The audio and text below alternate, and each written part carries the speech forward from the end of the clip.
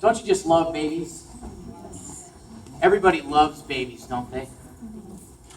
So cute and cuddly. Amazing little bundles of potential. Check out this little guy. This is Mark. Look at those little cheeks. You just want to squeeze them, don't you? Oh, it's so sweet. Aww. I hate him. Oh, did that shock you? I'm sorry. No, wait. I'm not. Because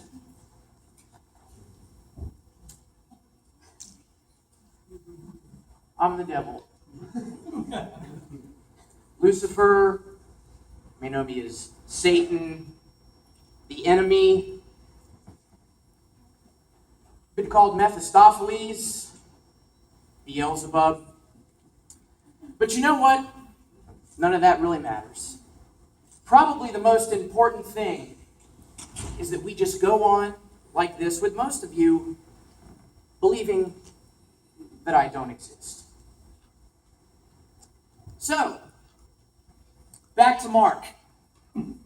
When I worked for my old boss, God, he had a detailed plan for everyone's life. Talk about a micromanager. So me, I've never really been much for that corporate scene, not really that kind of a guy. Never really towed the company line, if you know what I mean. Always thought of myself more as an entrepreneur. So, I went out on my own.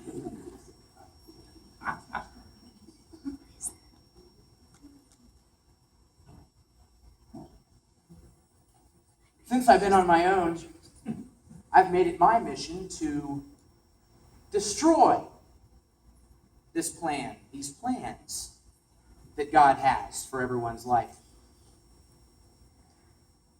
I'm talking destroying blessing, breaking up families, basically ruining everyone's lives. The whole 9 yards. So, I developed a strategy for this. It works almost every time. I call it the brick method. Let me show you how it works. This is Mark's backpack. I just felt a wave of jealousy coming from you guys. You know, that's a problem that you all have. You're always worried about what everyone else has that you don't. That's another strategy of mine, but we'll talk about that another time. Let's stick with the brick method for today. Okay? So the way this works is I fill this up with as many burdens, worries as I can. So many that Mark can hardly carry it. He'll be so busy with all of his worries, life's troubles, all of that. He'll never even have time to think about God's plan for his life. It's tough, though. It's a little tricky because if Mark thinks it's coming from me, he's not going to take it. He's a smart guy.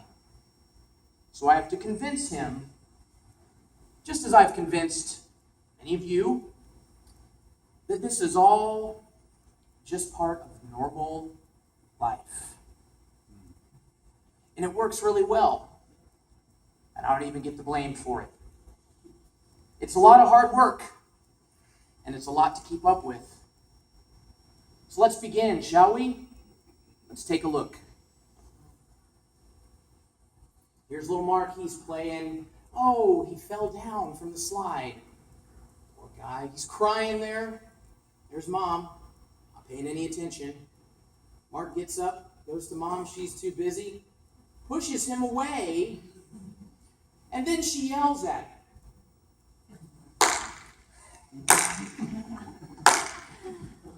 Great job, Mom.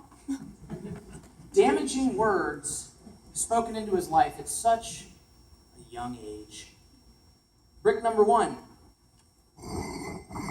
Insecurity. Let's take a look at Mark now. Hurry up! You'll miss the bus. Okay, Mom. Just finishing my cereal. If you'd gotten up the first time I called you, instead of being so lazy, you wouldn't be late. Lazy. That's a great label.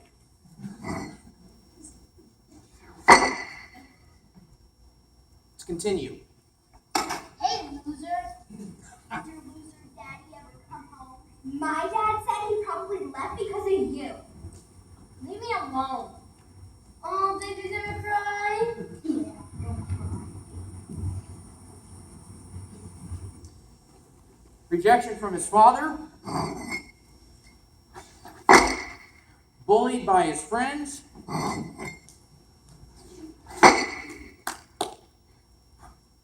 I was so busy during those early years. You know, they say that those formative years are the most important ones. I tend to agree. Followed closely by those teenage years. Y'all remember those? But I had those in the bag, the brick method. You know, in the bag. You're never with the gonna get bricks. into college. You people really make me sad sometimes. The teenage years. Let's continue. You're never gonna get into college with brains like this. And if you think you can live at home and sponge off of us until you're 30, you've got another thing coming. I know, Grandma. I'm doing the best that I can. I'm trying here. Don't you raise your voice to your grandmother. Sorry, Mom. You're sorry. Not as sorry as you're gonna be if you don't learn to apply yourself. What if I don't want to apply myself? What if I feel like being lazy, okay? Maybe that's who I am. Gosh. Apply yourself. What does that even mean? How does one apply oneself? Really, do you scoop some up like butter and just spread it on? Great job, Mom, yet again. Let's continue. So, Mark, I mean, it's happening. I can't go to prom with you after all. What? Are you serious right now? Yeah. I paid. I paid for the tickets. I can't. There's a no return policy. I can't go back on that. I paid for a limo. That's expensive. I'm a teenager. Okay. You're really sweet. It's just that Bryce asked me to, he's a soccer player. And Oh, soccer, sure. well, I can kick a ball to a 100-foot don't goal. do anything. I'm sorry, but I knew you'd understand. I understand. Yeah. Yeah, I'm really happy to go. You do that because okay.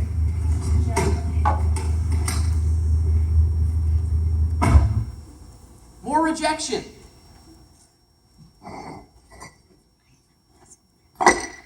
You know, Mark grew up, early part of his life, thinking that the voices in his head telling him he was no good were his own. Some good did come to Mark. Remember his dad abandoned him when he was a kid? Mark got to meet his dad finally.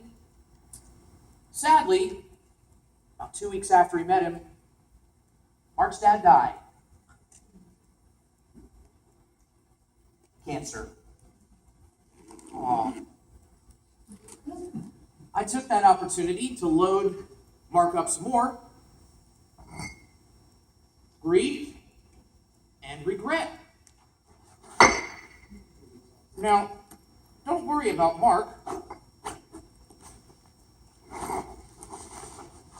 He did find true love. Unfortunately, the wedding was called off. Oh, so you don't love me anymore, huh? Yeah, that's great. That's great. I don't need you. meet anyone. Agreement. He shoots, he scores. She gave him the old, it's not you, it's me. And let me tell you, this thing's getting so heavy. I'm a little worried about Mark. I don't know what he's going to do. Got all these bills, mortgage, car payment, student loans. That's some of my best work. Credit cards, my personal favorite. Buy now, pay later, and I got you. It's going to be really hard for Mark to pay all this back when he doesn't have a job. Hi, Mark. Yeah, it's work. Listen, we're going to be going in a different direction. Downsizing, outsourcing, standard operating procedure. Thanks.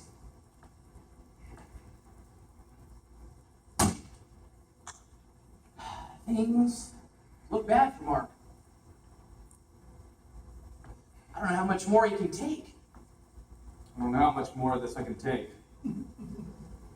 We've got to be nearing the end now. Somehow this has got to end. I've done my job pretty well. I don't like to brag. Yeah. All that I have to do is convince Mark here that there's no hope. And then I can bring out this guy. Hopelessness. Once hopelessness sets in, only one more thing. And I believe Tony Montana said it best. Say hello to my little friend. Go ahead, Mark. Just pick it up. Come on. You can do it.